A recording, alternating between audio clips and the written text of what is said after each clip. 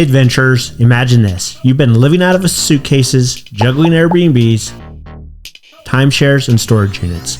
Now your car is still in the shop, and then your father-in-law calls and says, "Surprise, I booked you some timeshares in Florida." And you're like, wait, did he just say timeshares plural? Because apparently when my dad does surprises, he goes big. And when we do travel chaos, we do it bigger. Welcome to Pompano Beach, Florida, the place where our timeshare adventure got a little complicated.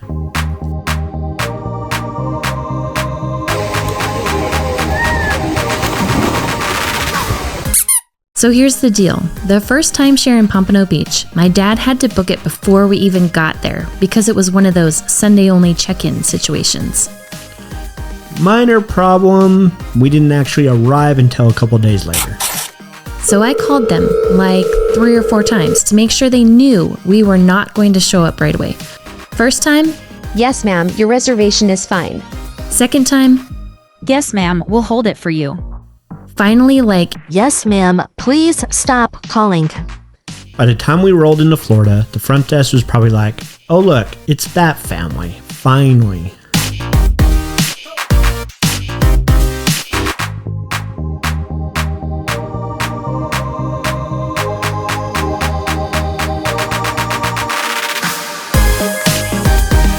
if you caught our last video, you know the Yukon got stolen and we're still just a little rattled. Yeah, it's still a thing. I had called from Utah and the shop had told me it would be done right after we landed back in Florida. But surprise, it wasn't. What? They needed just a little longer. The good news, we talked them into letting us pick it up for the weekend so we could clear out our storage unit really quick before getting charged for another month. Yeah, so picture this. Us unloading all the carriers and random stuff we normally keep in and on the Yukon out of the storage unit, back into and onto the Yukon. Later, lugging it back to the timeshare, a million trips with the luggage carts later, and then finally returning the Yukon on Monday like, "Here you go, we'll see you again soon," hopefully with fewer scrapes and bruises.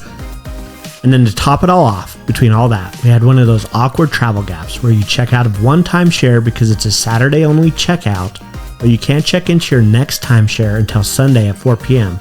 because it's also a Sunday only check-in. Silly timeshares.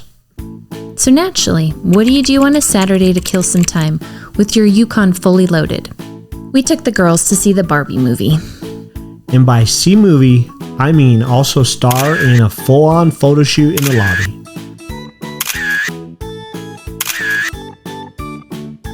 Barbie poses, crazy faces, the whole thing. No regrets.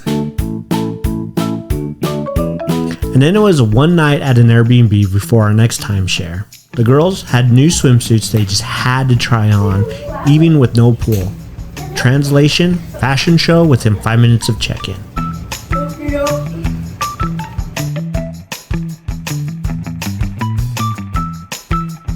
Then finally the next day after church, our second timeshare. Oh, now this one was nice, which was good, because we ended up being there longer than expected. More on that in a moment. Yeah, flashback to us hauling stuff up through the lobby, past the check-in counters, and up the elevators to our room. We were so glad it was nice and big since all the carriers had to be stored in the room to return the Yukon back to the shop on Monday. We rented a second car for a couple days, then finally got the Yukon back on Wednesday. Victory dance? Right.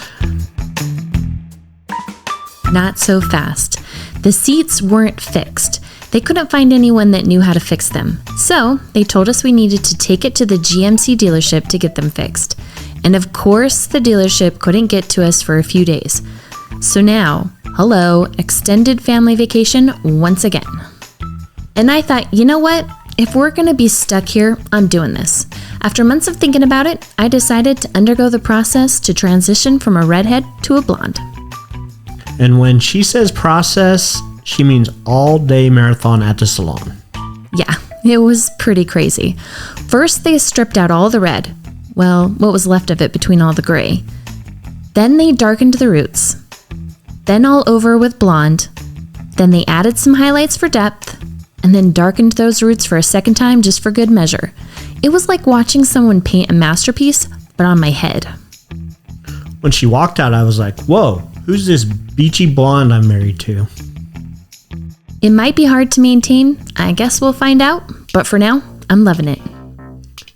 While in Pompano, we found this beach that was supposed to have an amazing snorkeling. Say hi. Where are we at? We're in Florida. Blue Heron Bridge snorkeling beach.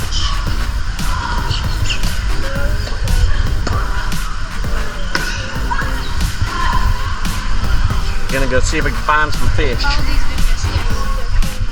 The water was a little cloudy for us that day, but we did see a ton of jellyfish.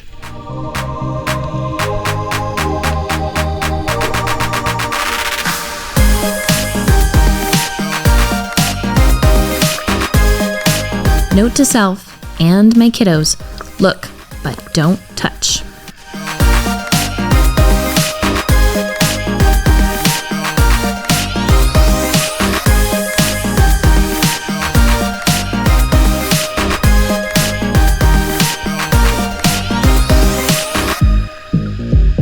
The girls also had their first day of school picture poolside. Homework first, swimming after.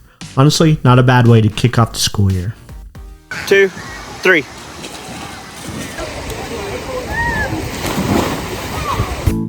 You ready? Where'd you go? I know. You didn't want to come in, you didn't act like you did.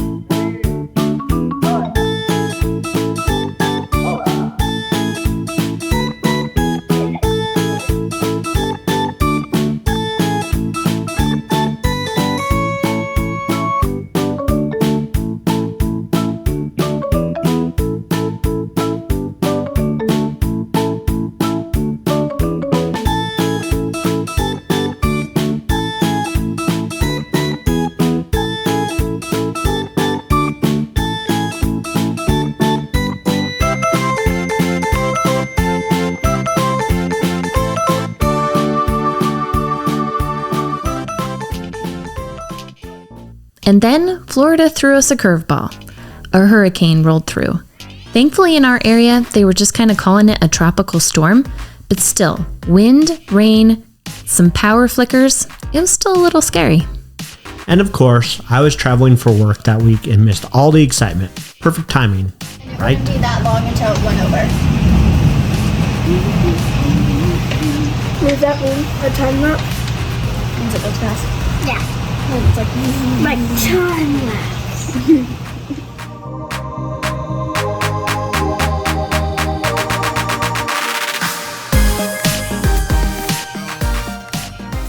Finally, after 2 different timeshare week extensions, we were told the Yukon was completely repaired. We cheered, packed up, and got ready to head up to Cape Canaveral for an exciting night of adventure. Except, when we went to load the luggage, the back door wouldn't open. And the dealership couldn't explain it. They asked us if they could keep the Yukon for one more night to try to figure out the problem. Well, okay, I guess. Then I had to call and reschedule everything. But the next day, they still couldn't get it working. But we had to leave. I don't think they're gonna let me reschedule everything a second time. So we left with a back door that would only open manually. Which is basically every road tripper's nightmare. I guess when we get somewhere a little more permanent, we'll have to take it back in. What a pain. But for now, we roll with it. And Cape Canaveral totally made up for it. Upon check-in, we discovered we would be able to witness a SpaceX rocket launch right overhead later that night. But first up, Thanks to Get Your Guide, we were able to book this amazing bioluminescent jellyfish tour. You guys, this was unreal. the girls got to hold baby jellyfish and make them glow in the dark. Nice, good job, Bug. Is it you, Kylie, that caught it? Kylie caught it. He's Yeah. right up against the shore. He's still alive because he's glowing, so we'll put him back in the water. Oh, that's cool. He said just sprinkle water on it. I was like, it sprinkles water. Like, you just get a little water out of it. Like, put it in the dark a little more. Can I hold the jellyfish? Can I wash my shoes off of this, Mom? Yeah, I thought you guys were wearing your clothes. Kylie, no. You didn't tell me to. Kylie, I'm gonna hold it. Also, if I kick my foot, look. Oh, I felt one. Yep. Yeah, I can feel it full. It was like Disney magic, but real life science. Highly recommend booking this tour if you ever get the chance. Then the rocket launch. Absolutely incredible. Oh, I see something lighting up. Oh, move. See it? You see anything? What are they trying to do? Sky definitely lit up. There you see it launching. Can you see it? Yeah. All lit up right there. Yeah. Oh, there it goes. Oh yeah. I can't hear it. Ooh, there it is. I can't hear it. Look up. Can you see it? Give it a second.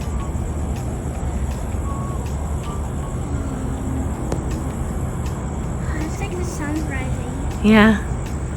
Gonna go up in the clouds. That's cool. It looks like a little bird flying. Yeah. Looks even cooler in like real life. Yeah. Can you hear it? Here it comes. So close. Feels like it. Oh.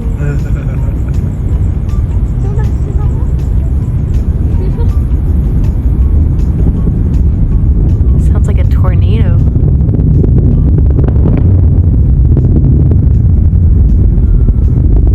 It's even shaking the whole world. Feels like an earthquake. Is somebody in it? Whoa, it's shaking. Shaking the whole wide world. It's cool. It's like changing colors. That's the first stage. It's almost good. Drop the first stage and start with the second stage. It's the outer space of it. What does that do? Bucket list check. So to recap, timeshares, the Barbie movie, salon marathons, Jellyfish, the glowing ones and the don't touch kinds, a tropical storm, and the never-ending Yukon saga. But the best part? We're finally back on track. If you've been following us since the beginning, you know our original goal after selling our home was to visit all 50 states in a year. Then Europe swooped in and totally rewrote the plan. And now, we're back at it. 50 states, baby. Adventure is back on track. Here we come.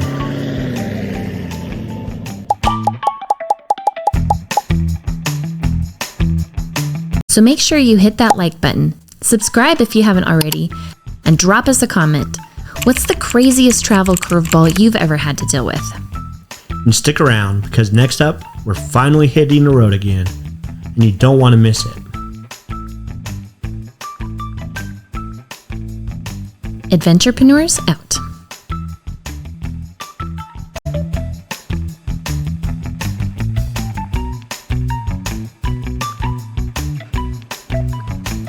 Turn around, show me the map.